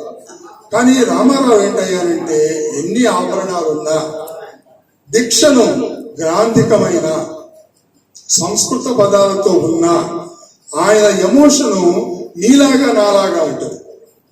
నీలాగా నాలాగా అంటే ఒక సోషల్ సినిమాలో ఈ సినిమానే తీసుకుందాం. వెంకటేశ్వర కళ్యాణంలో భార్య వియోగం, ఎప్పుడైతే లక్ష్మీదేవి తను విడిచి వెళ్ళిపోతుందో అక్కడ భర్త ఎంత బాధపడతాడు అనేటటువంటి ఎమోషన్ ని మామూలు సాంఘికం అంటే మనకు కనెక్ట్ అయ్యే విధంగా చూపించగలదు. ఎలాగా? పౌరాణిక విశిష్టత, దేవుని యొక్క విశిష్టత, పవిత్రత దెబ్బ తినకుండా భార్య వెళ్ళిపోతుంటే భర్త ఎంత బాధపడాలో అంత బాధపడతాడు. అలాగే కిందకు వచ్చిన తర్వాత, భూలోకం వచ్చిన తర్వాత వకుళాదేవి, శాంతకుమారి, పుల్లయ్య గారి భార్య, వకుళాదేవి దగ్గరికి వచ్చినప్పుడు ఆమె కుమారుడుగా, దేవుడుగా మనకు అనిపిస్తూనే ఉంటాడు, ఆ దైవత్వాన్ని మిస్ కాడు. అట్ ద సేమ్ టైం ఆయన ఒక కుమారుడు, ఆమె అప్పటికే ఎదురు చూస్తూ ఉంటుంది. ఒక కుమారుడు తల్లి దగ్గర ఎంతగా ఒదిగి ఉంటాడో అంత సహజంగా సాంఘిక సినిమాలో ఎలాగ ఒక మనిషి ఒదిగి ఉంటాడో అలాగా ఒదిగి ఉంటాడు. అలాగే పద్మావతి చూసినప్పుడు ఆమెను ప్రేమించటం, ఆమెతో సంభాషించటం, ఆ ప్రేమను తల్లికి తెలియచేయటం, డిఫరెన్సెస్ అంటే వాళ్ళకున్న ఈయనేమో ముని కుమారుడు అనాథ, ఆమెమో రాజా కుమార్తె కాదన్నప్పుడు ఆయన బాధపడటం, ఇవన్నీ కూడా ఏంటంటే ఒక సోషల్ మూవీలో మనకు ఎలాగ కనెక్ట్ కావాలో రామారావు గారి నటన అలా ఉండేది. ఈ రెండింటిని ఆయన సమతౌల్యం చేయడం చాలా గొప్ప విషయం. దైవత్వాన్ని, మనిషి యొక్క ఆవేశాలను, దుఃఖాన్ని, బాధని, వియోగాన్ని, ప్రేమను మరి బ్యాలెన్స్ చేయటం అనేటువంటిది రామారావు గారికి మాత్రమే సాధ్యమైనటువంటి విషయం. అలాగా మరి ఒకసారి మీరు లవకుశ కనుక గుర్తు చేసుకుంటే, లవకుశలో రాముడు మనకి పిల్లలు భార్యని పంపించేటప్పుడు ఎంత బాధపడతాడు. మనకి అసలు దేవుడని అనిపించడు, దేవుడే మనిషిలాగా వచ్చాడు. అలాగే తన బిడ్డలిద్దరూ కనపడినప్పుడు ఎంత ఎంత ఉద్విగ్నంగా ఆయన ఫీల్ అవుతాడు.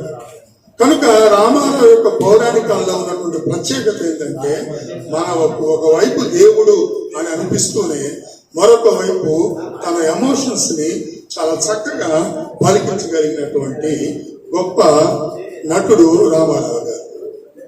అలాగా వెంకటేశ్వర మధ్య సినిమాలో మనకి దాదాపుగా ప్రేమ వ్యవహారమే నడుస్తూ ఉంటుంది.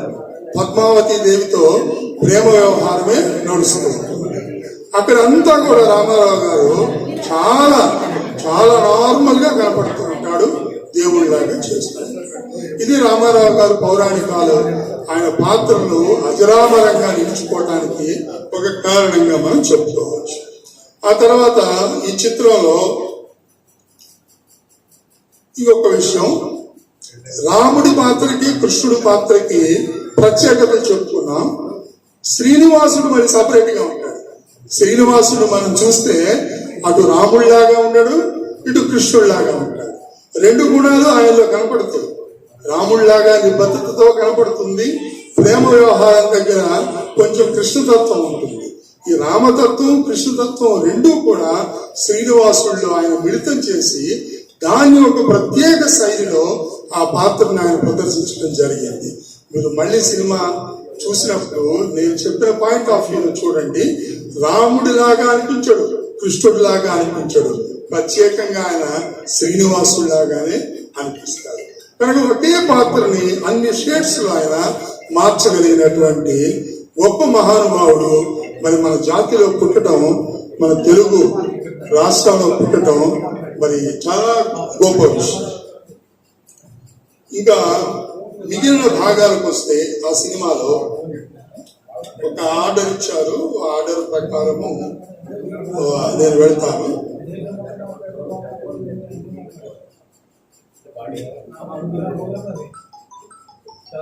ఈ సినిమాలో మిగిలిన పాత్రలు, మనకి గుర్తుండిపోయే పాత్రలు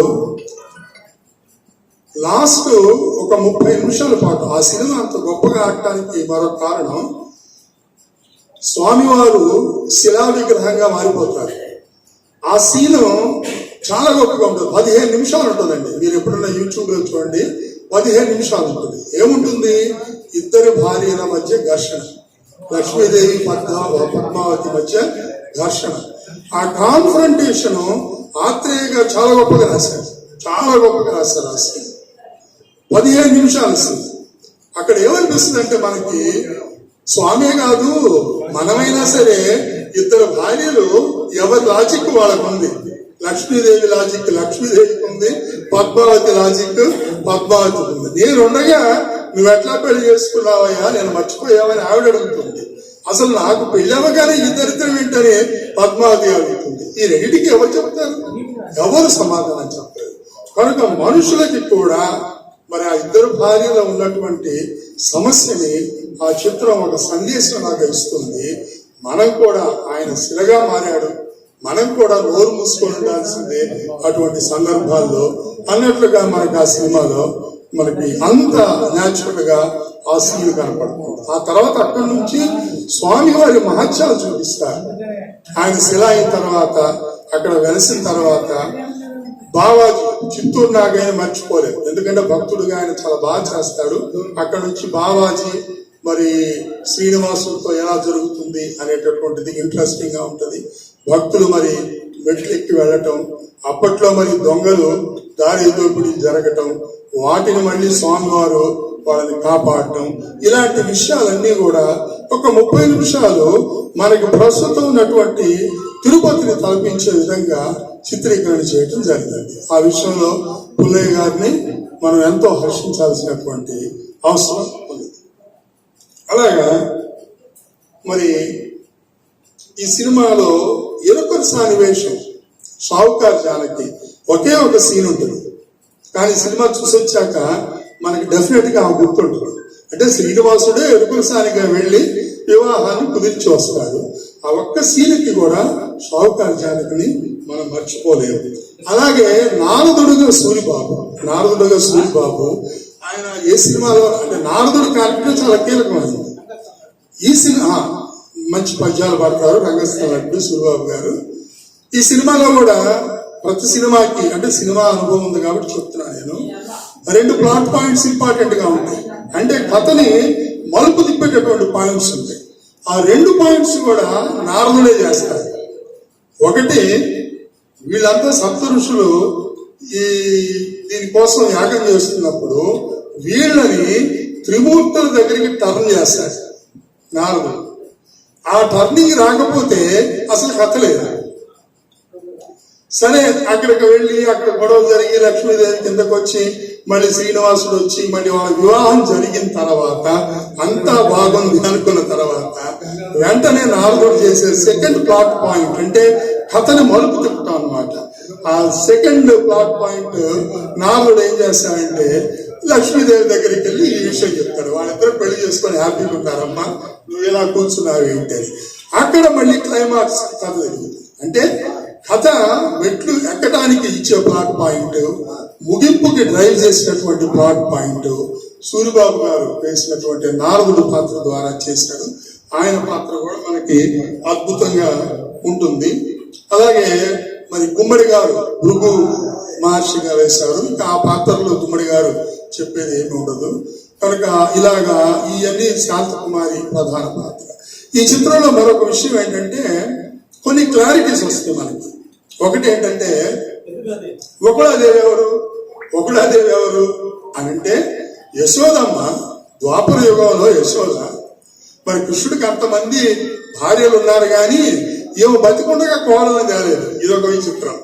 ఏమో బ్రతికుండగా కోడలు అంటే కోడలు కావాలి నాకు అంటే అత్త పోస్ట్ కోసం పాపం ఆవిడ యశోదమ్మ అప్పుడు ఇబ్బంది పడి ఉంటుంది. ఇప్పుడు కోడల్ని ఈ విధంగా తేటానికి ఒకళాదేవికి ఇచ్చిన మాట ప్రకారం ఈ జన్మలో శ్రీనివాసుడుగా ఒకళాదేవికి ఇస్తారు. అలా ద్వాపర యుగానికి దీనికి ఉన్న లింక్, అలాగా త్రేతాయుగానికి ఉన్న లింక్ కూడా మనకి ఈ సినిమాలో అర్థం అవుతుంది.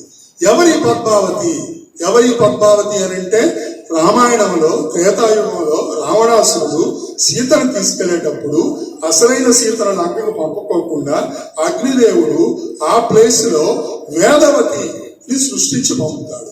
కనుక లంకలో ఇబ్బంది పడినటువంటి వేదవతి ఎవరయ్యా అంటే తను మరొక స్త్రీ. ఆమె ఇంత కష్టపడింది కాబట్టి ఏమైనా కోరుకోమని రాముడు అడిగితే నేను నీ భార్య కావాలి అంటుంది. అది ఈ జన్మలో కుదరదు అంటారు.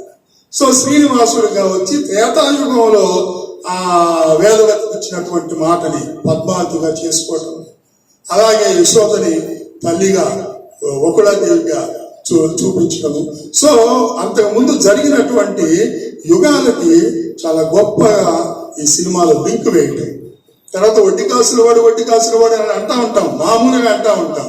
ఎందుకు ఈయన వడ్డీ కాసుల వాడు, ఇప్పుడు వడ్డీ ఏంటి మన దగ్గర. ఆయన వివాహానికి డబ్బులు లేవు, కుబేరుడు సహాయం చేసినప్పుడు ఆయన ఏం మాటిచ్చాడంటే కలియుగాంతము తర్వాత అంతవరకు వడ్డీ చెల్లిస్తుంది.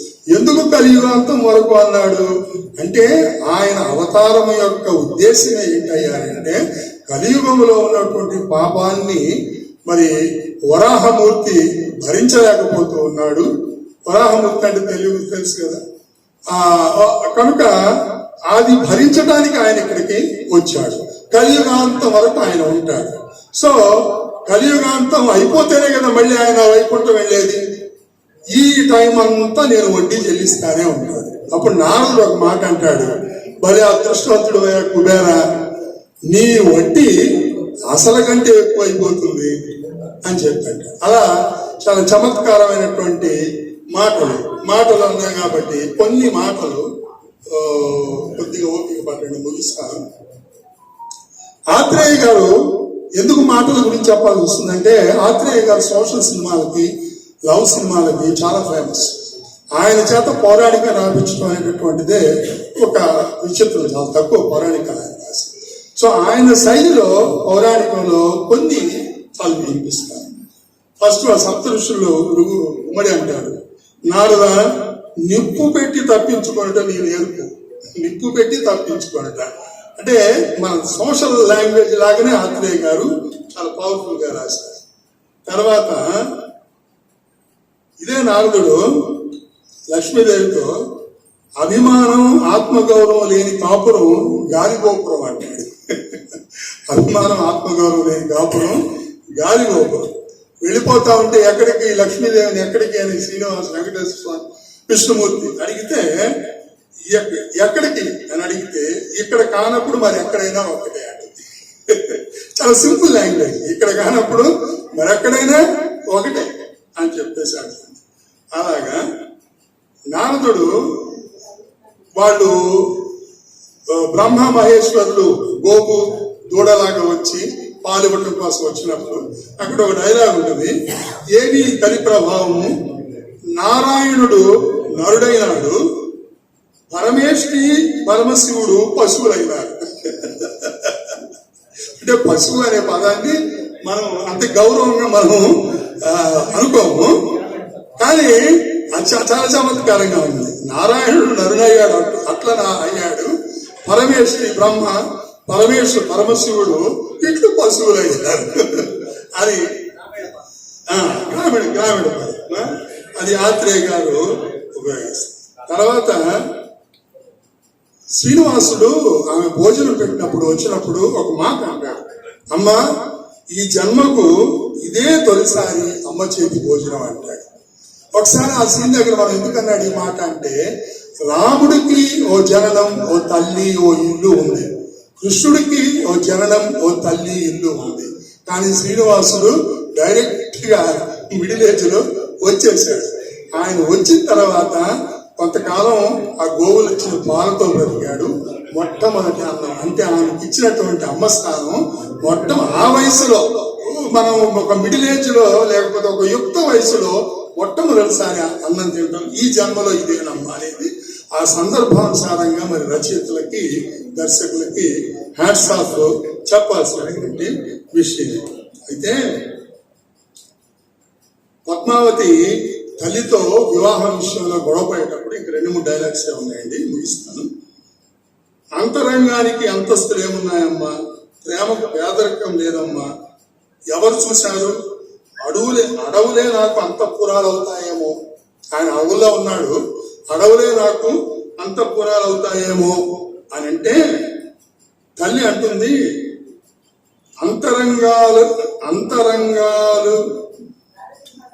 అంతరంగాలకు లేనప్పుడు అంతఃపురాలకు అంతస్తులుంటాయి అంటది. ప్రేమకి అంతరంగాలు ఏంటి అంటే, అంతరంగాలు లేనప్పుడు అంతఃపురాలకి అంతస్తులుంటాయి అంట. ఇవన్నీ కూడా రచయిత చమత్కారమైనటువంటి మాటలుగానే చెప్పుకోవచ్చు. అలాగే ఒక్క మాట చివరి అంటే డైలాగ్ పరంగా చివరి చెప్పి ముగుస్తాను. పెళ్ళైనప్పుడు పేర్లు చెప్పుకోవాలి కదా, పెళ్లి పేరు చెప్పమంటే పద్మావతి అంటాడు శ్రీనివాసుడు. నువ్వు చెప్పమ్మా అని అంటే శ్రీనివాసుడు అంటాడు. అంటే రామారావే నాకు వినపడలేదు అంటాడు. నాకు వినపడలేదు మామూలు జరిగేది. అక్కడ చెలికత్తి అంటారు ఒక డైలాగ్. అలాగే అయితే పదండి, చెప్పిన మాట అక్షరాల వినేటట్టు చేస్తుంది. ఎంత వినపడలేదంటే ఇక్కడ నుంచి మొత్తం చక్కగా వినపడతాయిలే. ఎవరికైనా పెళ్ళైనా జరిగింది కదా. కానీ అంత చమత్కారమైనటువంటి డైలాగ్స్ మనం ఆ సినిమాలో చూడగలిగాం. అట్లాగే మరి పాటలు ఇంకొక 2 నిమిషాలు. పాటలు ఇండియాల దర్శకత్వం వహించారు. సార్ ముందు మాట్లాడే వరకు చెప్పారు శేషశైల వాస, అది ఎప్పటికీ నిలబడిపోయినటువంటి పాట. మిగతా వినపడతా ఉంటాయి. ఘంటసాలగా అందరూ కనిపించడం, ఇంకా అంటే టైం తగ్గించుకుంటా ఉన్నా నేను. మొత్తం మీద ఆ సినిమాలో 20 పాటలు పద్యాలు కలిపి 28 ఉంటాయి. అందులో ఒక 2 పాటలు తప్ప అన్ని ఆత్రేయ గారే రాశారు. ఒక 2 పాటలు తప్ప శ్రీదేవిని నీదు దేవేరిని ఒకటను, జయ జయ నాయక్ అనేటటువంటి ఇది అది ఆరుద్ర మల్లాది రామకృష్ణ గారు రాశారు. మిగతా అన్ని కూడా ఆత్రేయ కళ నుంచి జాలువారిని. పద్యాలు నారపరెడ్డి గారు అనేటటువంటి ఆయన రాయడం జరిగింది. మొత్తం 28. తర్వాత మరి ఆ సెట్ విషయంలో ప్రత్యేక చెప్పాలి. అది ఆ సెట్ వేసిన ఆయన ఎస్విఎస్ రమణరావు గారు, ఎస్విఎస్ రమణరావు గారు. ఈయన ఆర్ట్ ఎక్కడ వేశాడు? విజయవాహిని స్టూడియోస్ లో సెట్ వేశాడు. ఏది? తిరుమల దేవస్థానం ఇంటీరియర్ సెట్. ఆ సెట్ చూడటానికి జనాలు తండోపతండాలుగా వెళ్తుంటే విజయవాహిని వాళ్ళు దాన్ని చాలా కాలం అట్లానే ఉంచారు. మనం ఈరోజు చూస్తున్న రామోజీ ఫిల్మ్ సెట్ లో సెట్ అలానే ఉందని. అప్పట్లోనే ఆ తిరుమల దేవస్థానం యొక్క ఇంటీరియర్ సెట్ చాలా కాలం అట్లాగే ఉంచడం జరిగింది. ఆ తర్వాత ఈ సినిమా మరొక గొప్ప విషయం ఏంటయ్యానంటే, రామారావు గారు 55లో మాయాబజార్ చేశాక 60లో ఈ సినిమాని దేవుడు పాత్ర వేసింది. రాక్షసుడు పాత్రలో ఆయన ముందేశాడు, భూ కైలాస్, సీతారామ కళ్యాణ్. ఎందుకంటే ఆయనకి ఇష్టం ఎమోషన్, హై ఎమోషన్ చేయటం. అయితే ఈ సినిమా ఎఫెక్ట్ ఎంతగా ఉన్నాయా అంటే, యాత్ర బస్సులన్నీ కూడా తిరుపతి వెళ్ళి మళ్ళీ చెన్నై బదులు హరోడికి వెళ్లాల్సింది. వెళ్ళిన వాళ్ళందరూ కూడా ఇక్కడ బాలాజీని చూడటం, అక్కడ రామారావు గారిని చూడటం, దర్శనం చేసుకోవటం. పొద్దున్నే అందరికీ కనపడి పలకరించి రామారావు గారు మీ ఊళ్ళో ఎలా ఉన్నాయి, పంటలు ఎలా ఉన్నాయి, అవి ఎలా ఉన్నాయి అన్ని పలకరించి అప్పుడు ఆయన షూటింగ్ కి వెళ్ళేవాడట. అలాగ ప్రారంభం. తర్వాత ఈ థియేటర్స్ లో అప్పుడు ఈ బాలాజీ విగ్రహాన్ని పెడితే ప్రతిరోజు హుండీలో థియేటర్స్ దగ్గర డబ్బులు పడేవి. ఒక విచిత్రం ఏంటంటే కొన్ని రోజులు థియేటర్లో కలెక్షన్ కంటే హుండీలో డబ్బులు ఎక్కువ వచ్చాయి. థియేటర్లో కలెక్షన్ కంటే, అంటే ఫర్ ఎగ్జాంపుల్ థియేటర్కి ఎంత మనం 50 పైసలు 20 పైసలు పెడతాము, అక్కడ రూపాయి వేసామనుకోండి ఆటోమేటిక్ అయిపోతుంది కదా. అలాగే హుండీలో డబ్బులు ఎక్కువ అయ్యాయట. ఆ డబ్బులన్నీ కూడా దేవస్థానానికి పంపించారు. ఆ డబ్బులన్నీ దేవస్థానానికి పంపించారు. అలాగా చాలా చిత్ర విచిత్రాలు ఈ సినిమాతో జరిగినాయి. తర్వాత మరి ఇది తమిళ్లో శ్రీనివాస కళ్యాణ్ అని చెప్పేసి 70, హిందీలో భగవాన్ బాలాజీ అని 70. అక్కడ కూడా చాలా బాగా ఆడింది. ఇంకొక విషయం ఏంటంటే తమిళ్లో శ్రీనివాస్ కళ్యాణ్ గా హక్కులు కొని రిలీజ్ చేసింది స్వయాన నందమూరి తారక రామారావు గారు. ఆయనకి తమిళ్లో కూడా చాలా మంచి ప్రాఫిట్స్ వచ్చినాయి అని. ఇంకొక స్పెషాలిటీ ఏంటంటే అదే టైంలో లవకుశ స్టార్ట్ చేశారు. దీంతో పాటే లవకుశ స్టార్ట్ చేశారు. అందులో లవుడు కుశుడు ఇందులో కూడా కనపడతారు మనకి. పద్మావతి తమ్ముడుగా నాగరాజు కనపడతాడు. రెండో క్యారెక్టర్ యశోద కృష్ణుడిని ఊహించుకున్నప్పుడు ఆ కృష్ణుడు పెరిగేటప్పుడు కుశుడు కనపడతాడు. లవకుశలో అది 5 ఏళ్లు జరిగింది కాబట్టి లవకుశలు కొన్ని షార్ట్స్ లో చిన్నగాను కొన్ని షార్ట్స్ లో పెద్దగాను ఉంటాయి. ఈ చిన్నగా ఉన్నప్పుడే ఇది చేశాడు, శ్రీ వెంకటేశ్వర మహత్యం చేయడం జరిగింది. అయితే లవకుశ ఆగిపోయిన తర్వాత ఆర్థిక పరిస్థితుల వల్ల ఈ వెంకటేశ్వర మహత్యం అద్భుతమైన విజయం సాధించినటువంటి స్ఫూర్తితో దాన్ని మళ్ళీ వాళ్ళు మనం ధైర్యం చేద్దాం, వెంకటేశ్వర మహత్యం అలా ఆడింది అని అంటే మన సినిమా ఆడుతుంది అనే ధైర్యంతో ఆగిపోయిన సినిమాని మళ్ళీ వాళ్ళు తీసి 63లో అంటే ఇది వచ్చిన 3 సంవత్సరాల తర్వాత విడుదల చేస్తే అద్భుతమైనటువంటి కనుక అంటే బహుశా వెంకటేశ్వర మహత్యం ఇటు కాకపోతే లౌకి సాగిపోయి ఉండేదేమో అనేటటువంటి పరిస్థితి కూడా మనకి కనపడతా ఉంది. సో కొన్ని విషయాలు మరి హడావులో చెప్పానో చెప్పలేదు, ఏదైనా సరే నాకు ఈ అవకాశం ఇచ్చినటువంటి నిర్వహణకి చాలా కృతజ్ఞతలు తెలియజేస్తున్నాను. అలాగే కార్యనిర్వాహక అంతటికి కూడా. భాష గారు అంటున్నది ఏంటంటే, మన్నించండి, మన అధ్యాపకులు అందువల్ల చాలా చక్కగా ప్రజెంట్ చేశారు. మనకు సాయి గారు మంచి వ్యక్తిని సూచన చేశారని మనకు ఒక మార్గదర్శనం కూడా చేశారు. నెక్స్ట్ మాట్లాడబోయేటటువంటి వాళ్ళకు సమీక్షకులు ధన్యవాదాలు సార్. ఇప్పుడు మిత్రుడు వెలగా సుభాష్ చంద్రబోస్, మరి షావుకారు, దాసి రెండు చిత్రాలను వీలైనంత తక్కువ వ్యవధిలో మన ట్రాక్ ఫాలో అవుతూ మరి ప్రసంగించవలసిందిగా. తక్కువ మాట్లాడితే ఎక్కువ చప్పట్లు, ఎక్కువ మాట్లాడితే అసలు చప్పట్లు ఉండవు. అది ఇప్పుడు నేటి ఉపన్యాసాల పరిస్థితి. రామిత్రమా, వెల్కమ్. అదే ఓకే, 25 నిమిషాలు మాట్లాడొచ్చు మిత్రమా. బ్రహ్మాండం. నాకు ఆ టైం చాలు.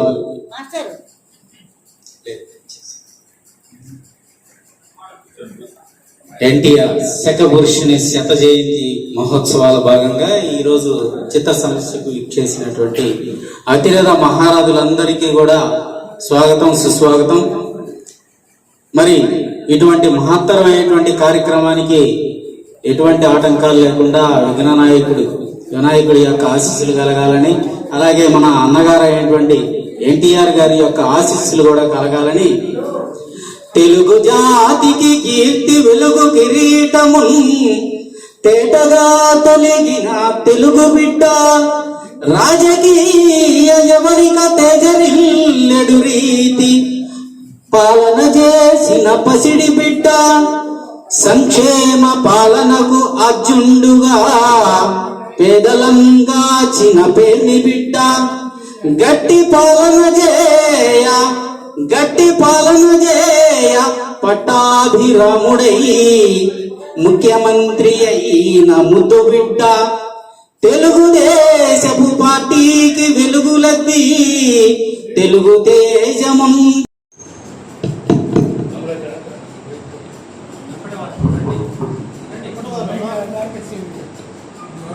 కమిటీ సభ్యులు రండి దయచేసి.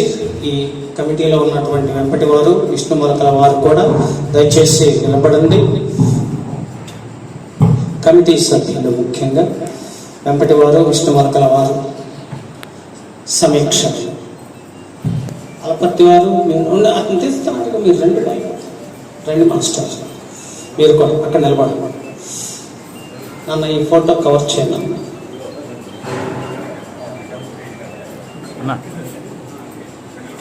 నుంచోండి.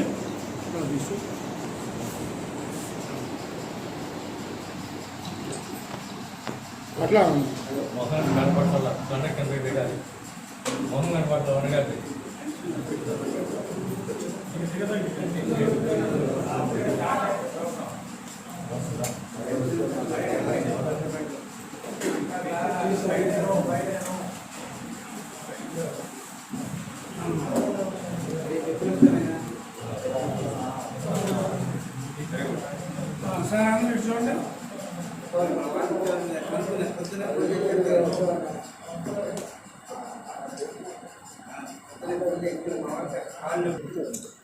ఈ చిత్రం మీద ఇది తొలి రోజు పెమ్మసాని థియేటర్లో ప్రదర్శన పడినటువంటి ఎన్టీఆర్ చిత్రం, ఉచిత ప్రదర్శన.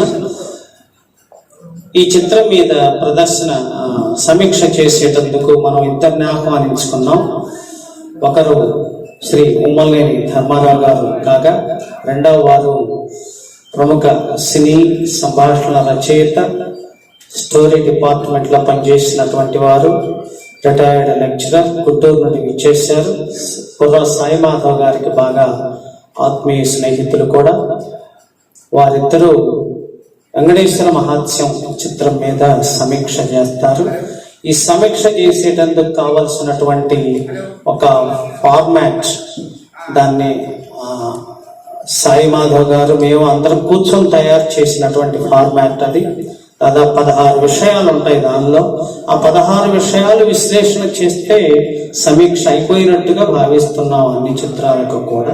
అది కాకుండా ప్రత్యేకంగా చెప్పాలనుకున్నప్పుడు చివరిలో ఇతరములు అనేటటువంటి ఒక అంశాన్ని మీరు ప్రత్యేకంగా గమనించిన విషయాలుంటే ఇతరములలో చెప్పుకోవాల్సిందిగా మీకు మనవి చేసుకుంటున్నాం. ముందుగా ఉమ్మలేని ధర్మారావు గారు శ్రీ వెంకటేశ్వర మహాత్స్యాన్ని గురించి విశ్లేషణ చేయవలసిందిగా వారిని సాదరంగా ఆహ్వానిస్తున్నాను. Welcome sir. హలో, సభకు నమస్కారం. మరి ఈ సభకు అధ్యక్షుడు వచ్చినటువంటి అయినాల మల్లేశ్వరరావు గారికి, గౌరవనీయులు పెద్దలు పాణిరావు గారికి, మరి సుభాష్ చంద్రబోస్ గారికి, హాజరైనటువంటి మీ అందరికీ కూడా హృదయపూర్వక నమస్కారాలు. శతపురుషుని శత జయంతి మనం జరుపుకున్నటువంటిది. పాత రామకృష్ణ టాకీస్ పెమ్మసాని థియేటర్లో సంవత్సరం బారున అంటే 28/5/2002 నుంచి 28/5/2023 వరకు ఆ థియేటర్లో సినిమాలు ప్రదర్శించడానికి కృషి చేసినటువంటి మాజీ మంత్రివర్యులు, గౌరవనీయులు ఆలపాటి రాజేంద్ర ప్రసాద్ గారు, మరి బుర్రా సాయి మాధవ్ గారు, మరి తదితర సింగారావు గారు, చాలా మంది ఉన్నారు. వారందరి పేరు నాకు తెలియదు, కానీ ప్రదర్శిస్తున్నటువంటి చిత్రాలు చాలా. ఎన్టీ రామారావు సినిమా ఇది మంచిది కాదు, ఇది చెడు కాదు, ఆయన విశ్వవిఖ్యాత నట సార్వభౌముడైనటువంటి నటించిన సినిమాలు అందరికీ ప్రేక్షకులకి చూపించే అదృష్టం కలిగింది. మరి మొట్టమొదటి రోజున శ్రీ వెంకటేశ్వర మహత్యం అనే సినిమాని ప్రదర్శించారు. ఆ వెంకటేశ్వర మహత్యము పద్మశ్రీ బ్యానర్ పైన నిర్మించారు. దానికి సంగీత దర్శకత్వం పెంజాల నాగేశ్వరరావు గారు, నిర్మాత దర్శకులు పి పుల్లయ్య గారు. ఘంటసాల మాస్టర్ గారు అద్భుతమైన గాయకులు, అమృత గానంతో పద్యాలు ఆయన ఆ సినిమాలో నటించారు, పాట కూడా పాడారు. ఆ పాట ఇప్పటికీ వైష్ణవ దేవాలయాల్లో ఉదయం పూట వినపడుతూనే ఉంటుంది. అలాంటి సినిమాని మొట్టమొదటి రోజున ప్రదర్శించటం ఎంతైనా చెప్పుకోదగ్గ విషయము. మరి విశ్వవిఖ్యాత నట సార్వభౌమ కుమారుడైనటువంటి నందమూరి బాలకృష్ణ గారు వచ్చి ప్రారంభం చేశారు, ఎంతైనా చెప్పుకోదగ్గ విషయము. అలాగే ఈ సినిమా 1960లో రిలీజ్ అయింది, అంటే మా వయసు 2-3 సంవత్సరాల వయసే. ఆ సినిమా వినుకొండ, మార్కాపురం వెనకబడ్డ ప్రాంతాల్లో ఆటోలు, బస్సులు కూడా లేవు. అలాంటి ప్రాంతాలు రిలీజ్ అయినప్పుడు బళ్ళు కట్టుకొని వచ్చి ఆ సినిమాని ఒక రోజు కాదు 2 రోజులు కూడా ఉండి అక్కడే అన్నాలు వండుకొని తినిపోయినటువంటి సందర్భం ఉందని మా గ్రామానికి బంధుత్వంగా ఉన్నవాళ్ళు అప్పుడు చెప్పారు. అట్లాంటి మహత్తరమైనటువంటి పౌరాణిక చిత్రం శ్రీ వెంకటేశ్వర మహత్యం. అలాగే ఎన్టీ రామారావు గారి నటన గురించి మనం చెప్పాలంటే సాధ్యం కాదు. విశ్వవిఖ్యాత నట సార్వభౌముడు వెంకటేశ్వర స్వామి పాత్రలో ఆయన విలీనం అయిపోయారు. అలాగే తిరుపతికి 15 కిలోమీటర్ల దూరంలో నారాయణవనం అనేటటువంటి ఒక ఊరు ఉన్నది. అది ఆకాశరాజు పరిపాలించిన ప్రాంతం. పద్మావతి అమ్మవారిని మొట్టమొదటిగా చూసినటువంటి స్థలం నారాయణవనం. అక్కడ వెంకటేశ్వర స్వామి గుడి ఉంది. 5 రోజులు స్వామివారి యొక్క కళ్యాణ మహోత్సవాలు జరుగుతూ ఉంటాయి. అంటే మనం తిరుపతి వెళ్తాం కానీ అలాంటి స్థలం మనకు తెలియదు, చాలా మంది పోరు. అక్కడ జరిగేటటువంటి కళ్యాణ మహోత్సవాలు చాలా అద్భుతంగా ఉంటాయని వెళ్ళి వచ్చిన వాడు చెప్పారు. ఎప్పుడన్నా కానీ అక్కడ పోయి ఒకసారి అయినా చూస్తే మన జన్మ ధన్యం అవుద్ది. అలాంటి వెంకటేశ్వర మహేశ్వర సినిమాని నాకంటే రచయిత గారు వచ్చారు. ఆయన ఆ రచన గురించి, ఆ టెక్నీషియన్ వాళ్ళ గురించి వారు నాకంటే కూడా బాగా చెప్పగలరు. నాకు ఇచ్చిన అవకాశాన్ని సద్వినియోగం చేసుకొని మీ ముందు 2 ముక్కలు మాట్లాడటానికి ప్రయత్నం చేసినందుకు మీ అందరి హృదయపూర్వక ధన్యవాదాలు తెలుపుకుంటున్నాను. వారికి తోచిన రీతిలో వారు అప్పటికి పుట్టకపోయినప్పటికీ ఆ చిత్రంలో ఉన్న సన్నివేశాలను చూసి బహుశా విశ్లేషించారు. పాత తరం మనుషులు కనుక వాళ్ళు చక్కగా స్పందించారు. వారికి హృదయపూర్వకమైనటువంటి ధన్యవాదాలు. ఇప్పుడు అదే చిత్రం మీద మనకు విశ్లేషణ సమీక్ష చేసేటందుకు శ్రీ ఎర్రగొంట్ల పాణిరావు గారు, MA literature, retired senior lecturer in English, government polytechnic for women, Guntur. ఇక సినీ రచయితగా వారు స్టోరీ డిపార్ట్మెంట్ లో పనిచేసిన చిత్రాలు లాహిరి లాహిరి లాహిరిలో, హనుమాన్ జంక్షన్, సీతయ్య మొదలైనటువంటి చిత్రాలకు వారు స్టోరీ డిపార్ట్మెంట్ లో పనిచేశారు. మాటల రచయితగా, సింగిల్ కార్డ్ రైటర్ గా జానకి వెడ్స్ శ్రీరామ్ అనే చిత్రానికి వారు మాటలు రచయితగా ఉన్నారు. ఇక శ్రీ నందమూరి తారక రామారావు గారి అభిమాని మరియు రామారావు గారితో వ్యక్తిగతమైనటువంటి అనుబంధం కూడా వారికి ఉన్నది. వారిని రాత్రి మన సాయి మాధవ గారు సూచన మేరకు వారిని ఈ రోజు ఆహ్వానించాం. వారు వచ్చినందుకు వారికి హృదయపూర్వకమైన స్వాగతం తెలియజేస్తూ శ్రీ వెంకటేశ్వర మహత్యం చిత్రం మీద తక్కినటువంటి విషయాలను ఒక 20 నిమిషాలు వ్యవధి తీసుకుని వారు ప్రసంగించవలసిందిగా వారికి ఆహ్వానం.